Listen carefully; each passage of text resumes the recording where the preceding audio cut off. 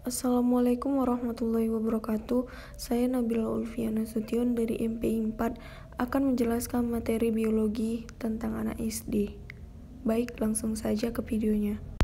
1. Rantai dan jaring-jaring makanan. Rantai makanan adalah peristiwa transfer energi dari satu makhluk tertentu ke hidup makhluk lainnya. Seperti ini contoh gambarnya. Misalnya, padi dimakan tikus, tikus dimakan ular, ular dimakan elang, elang mati dan terurai oleh organisme pengurai. Pada kesempatan itu, siswa diajak untuk bernalar mengenai jumlah organisme dan jenis organisme. Adapun penjelasannya ialah jumlah produsen harus paling banyak dan diikuti konsumen tingkat 1, konsumen tingkat 2, dan seterusnya. 2. Interaksi dalam jaring-jaring makanan. Untuk materi ini ada tayangan menjelaskan interaksi di dalam jaringan makanan. Contohnya saat di kebun binatang ada produsen dan konsumen. Ini contohnya. Konsumen hewan rusa, tapi hewan rusa bisa dimakan harimau. Inilah hubungan interaksi yang terjadi di dalam jaring-jaring makanan. A. Produsen adalah makhluk hidup yang dapat membuat makanannya sendiri dari matahari karena proses fotosintesis.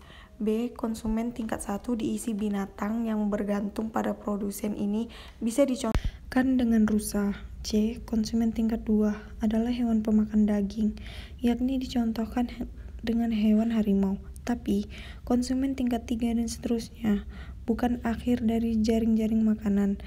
D. Pengurai adalah mikroorganisme yang bertugas menguraikan di tanah. Fungsi komponen ini sangat berharga sebagai kesuburan tanah. Sebab apa yang diuraikan tersebut akan dimanfaatkan kembali oleh tumbuhan untuk membuat makan dan fotosintesis. Contoh pengurai jamur bakteri, hewan kecil ulat atau belatung. 3. Miniatur ekosistem. A. Ekosistem adalah hubungan saling ketergantungan antara makhluk hidup dan lingkungannya. B. Mutualisme adalah hubungan antar makhluk hidup yang saling menguntungkan. C.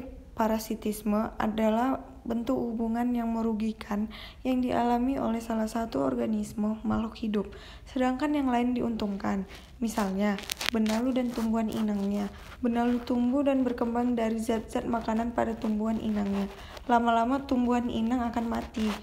D.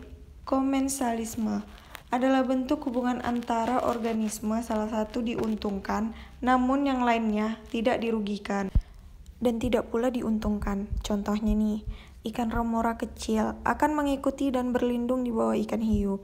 Ia akan mendapatkan keuntungan makan dari sisa-sisa makanan dari ikan hiu itu. Baik, sekian dari saya. Assalamualaikum warahmatullahi wabarakatuh.